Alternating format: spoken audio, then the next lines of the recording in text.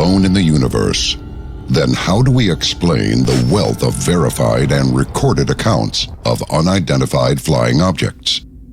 The Pentagon has revealed their research into UFOs, or unidentified aerial phenomena. They have proven without question that UAPs do in fact exist. But are these UAPs alien in origin? According to modern physics, time travel is indeed possible. Perhaps then, these UAPs aren't coming from somewhere else, but from when else. Could these UAPs be us from the future? If this is the case, that the aliens we see are indeed us from another time, the questions are these: why are they here? And why now? These are the Alien Disclosure Files.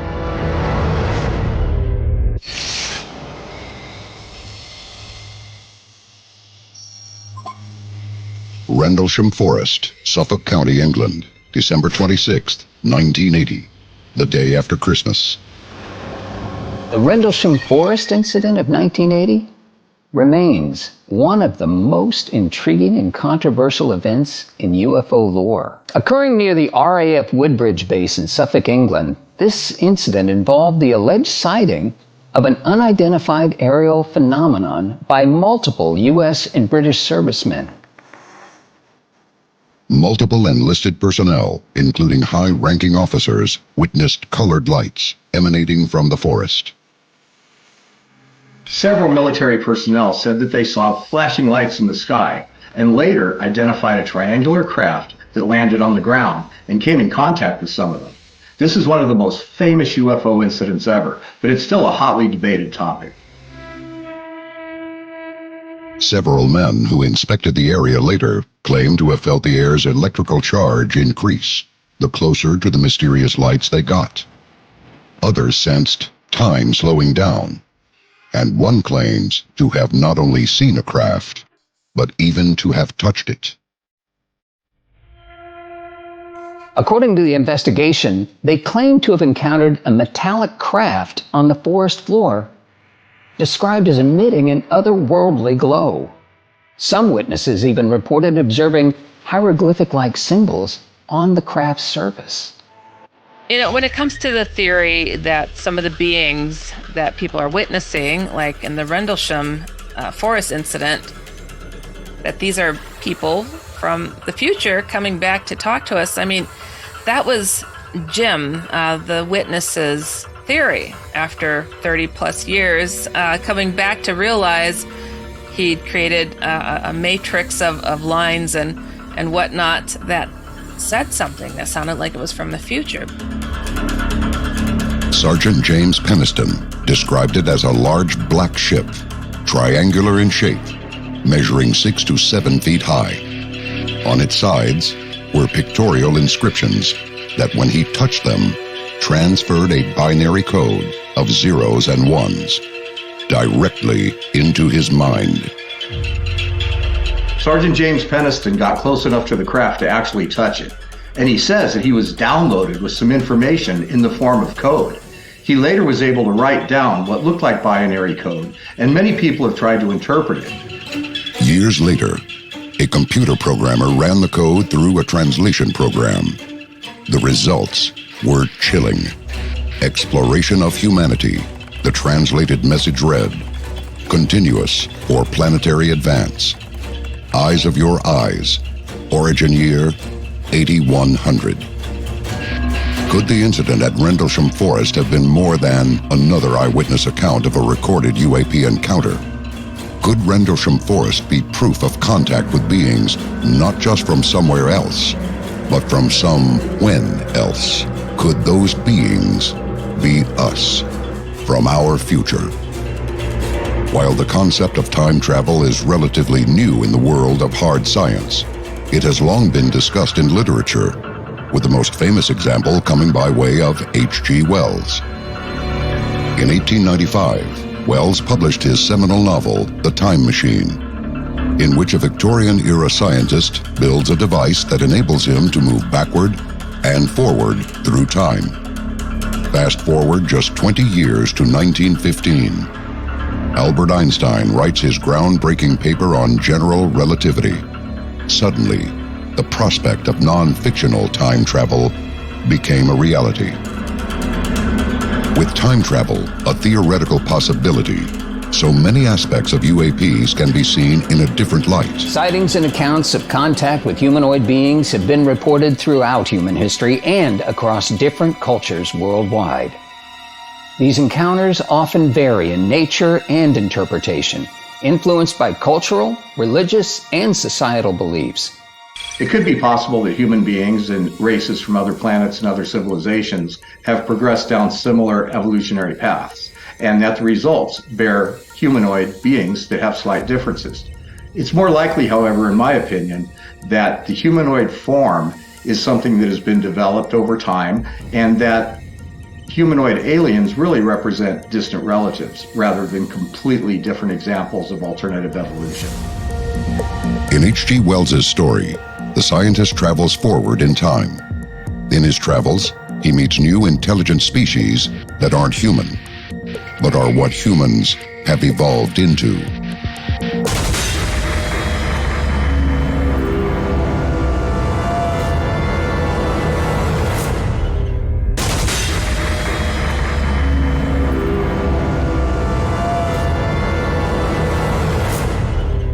The incident involving Barney and Betty Hill, known as the Hill abduction, is one of the most famous cases in UFO history. Throughout UAP history, there have been no extraterrestrial beings more commonly encountered than those referred to as the Greys. While they first entered into the modern zeitgeist via the Barney and Betty Hill abduction case of 1961, they've possibly been around for thousands of years. So Betty and Barney Hill is one of the first cases ever to involve supposed alien abduction. Now, this was a couple back in the 60s that had a lot to lose. They were an interracial couple who was successful in their businesses and well thought of in the community. They risked everything to come forward with a story of encountering an extraterrestrial spacecraft on a lonely road, where they were then taken aboard the craft and subjected to medical experiments and more. They stuck by their story at great cost to them, and it still stands out as one of the most important alien abduction cases in ufology's history. On the night of September 19, 1961, the Hills were driving home from a vacation in Canada when they reported experiencing a period of missing time. They claimed to have seen humanoid figures looking at them through the craft's windows, prompting them to run for their lives. However, their next conscious memory was of arriving home later than expected, with inexplicable physical sensations and fear flowing through their bodies. Under hypnosis, the Hills provided detailed descriptions of the beings they encountered. They described them as short in stature, with grayish skin, large eyes, and slits for mouths. They've been seen in indigenous Australian cave paintings, the statues of Easter Island, Incan temples of South America, the angels of the Judeo-Christian Bible, and the Roswell incident in New Mexico. Humanoid forms depicted in historical accounts or popular culture are often influenced by cultural and social beliefs, as well as artistic imagination. These depictions may not necessarily reflect the most likely or even the most feasible evolutionary paths for the human species. With their large heads and eyes, gray skin, and lithe anatomy, the Greys appear to not be human. But they do have 2 arms and 2 legs, hands and feet, 2 eyes. What are the chances that an alien race would evolve to be so similar to us in form? The Greys have become iconic and a recognizable figure in the field of UFOlogy. The gray aliens are the beings most commonly described by people reporting abductions and encounters with non-human beings. They're typically thin, small, big heads, big almond eyes, very small noses, very small mouths. Now, these beings are often responsible for conducting experiments and making personal contact with the people involved in these encounters. They can't do anything They have long, thin fingers. I hear of them sometimes levitating to move instead of walking. These things are rather cold. A lot of people don't find them to be very friendly and very robotic. In fact, the theory is that potentially these are some form of AI, that these are some kind of robot, that the entity can like slip into this carcass and move around, whatever the entity is. Looking at life on Earth alone, we can see how different species can be. Some creatures fly. Some breathe underwater. Some can see in the dark. Some have hundreds of legs, while some have none. The variations seem almost limitless. However, one can see clear lines of evolution across a species. So humans have evolved a certain way to adapt to planet Earth, but it's also quite possible that the human being as it is now could evolve in a completely different direction to adapt to other environments and situations.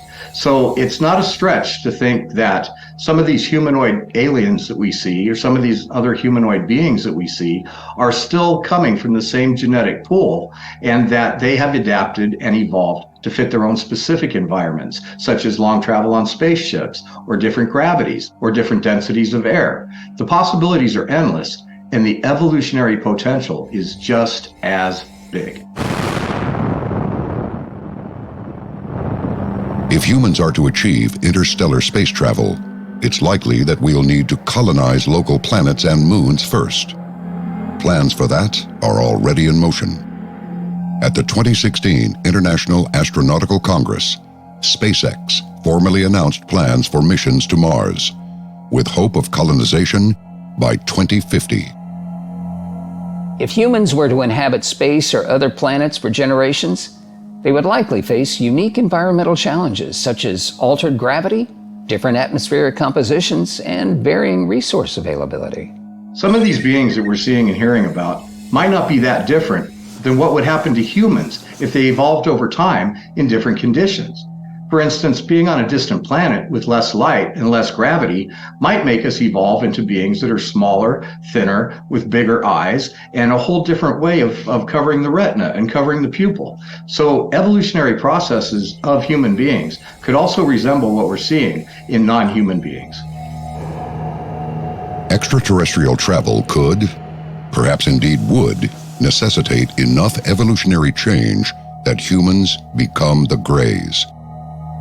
But this theory all hinges on one important idea. At some point, humanity learns how to time travel.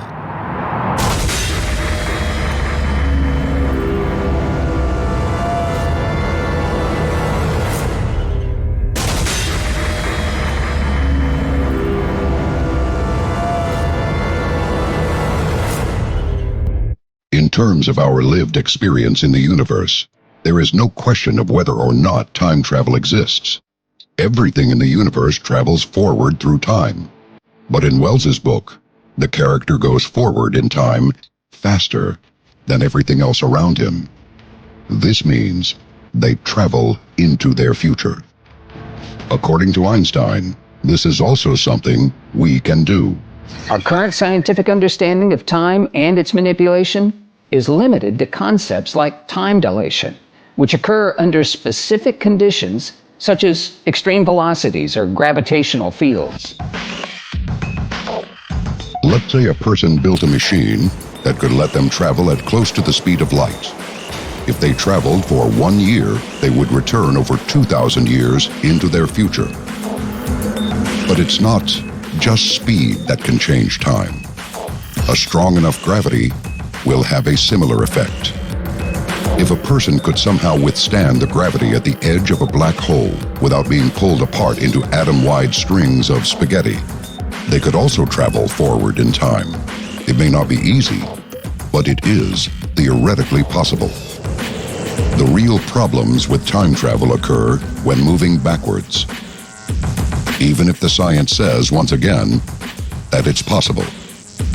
The grandfather paradox is a thought experiment, often used to illustrate the logical contradictions that arise when considering the possibility of time travel to the past. Imagine a person travels back in time and encounters their own grandfather before the conception of their parent. If the time traveler were to, say, kill their grandfather or prevent their grandparents from meeting, it would create a contradiction. Then the time traveler would never exist. As a result, there would be no time traveler to go back in time to kill the grandfather, leading to a logical paradox. Now, a lot of people look at this and say that that makes backward time travel impossible, but there's other things that we're not thinking about. What if multiple timelines exist? And even though you were able to kill your grandfather and erase your existence in one timeline, the existence of you in the timeline that was able to go back in time is still there in an alternative reality. These things get deeper and deeper and deeper. The infamous grandfather paradox is so persuasive that several eminent scientists, including Stephen Hawking, believe that it makes backward time travel impossible. The math, however, says otherwise. According to current models, if 2 points in space can be linked with 2 doorways via a singularity or a strong enough field of gravity, they would create a tunnel through space and time. If you then flew 1 doorway across space at close to the speed of light for a year, you could travel 2,000 years into the future or the past. There is one sizable obstacle, though. It takes energy. A lot of energy. Obtaining and then controlling the amount of energy it would take to make time travel a reality seems impossible. Or does it? In under 200 years, humans have gone from using steam to power machines to harnessing nuclear energy for powering cities. Why then is such a technological advancement so difficult to imagine when UAP sightings have already proven a mastery of time travel?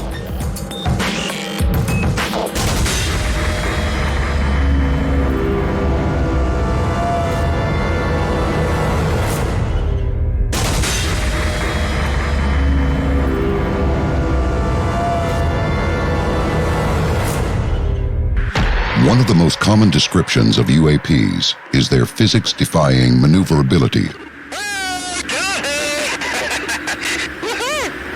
Unfortunately, these rapid changes in direction and acceleration would tear a ship and any crew inside apart. These UAP are displaying characteristics that defy the known laws of physics. Objects that can travel at intense speeds come to a complete dead stop, change direction, and then accelerate again to unheard of speeds. With some of the extreme movements that UFOs can have, I think we'd make a little splatter spot inside of that craft if we were inside there personally. I don't think that there's a way that we could survive being on board something like that if there wasn't something else going on.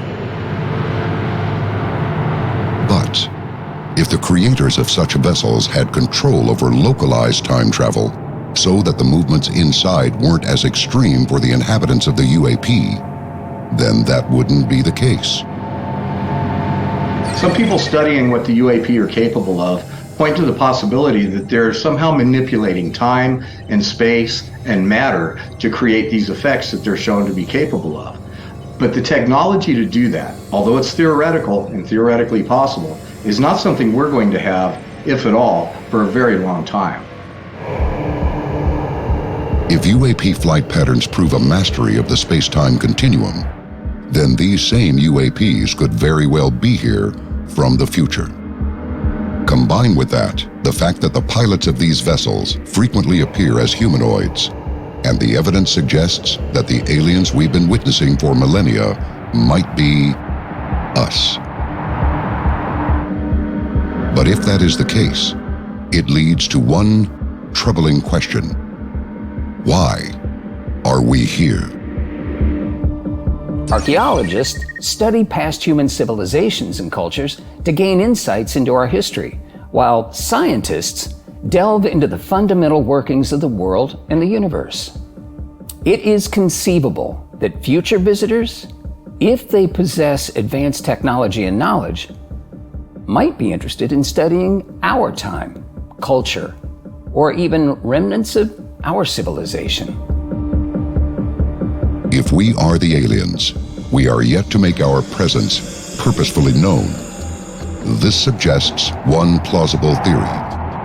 Perhaps we are archaeologists and historians meticulously studying the past, while simultaneously trying not to alter it.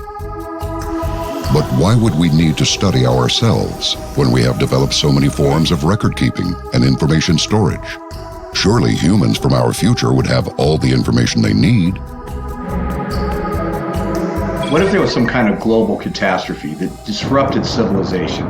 What if things changed in such a way that the history of our existence was lost to future humans that might have survived such an event? If they had mastered time travel, wouldn't it make sense to come back and try to reconstruct the past and maybe even construct a better future? Humanity has succumbed to multiple events so devastating that entire cultures have effectively been erased. Entire species have been wiped out by natural events such as ice ages, volcanoes, and asteroids. If such an event happens after humans have begun interstellar exploration and colonization, then the most accurate way for archaeologists of the future to study our culture would be to come back here themselves.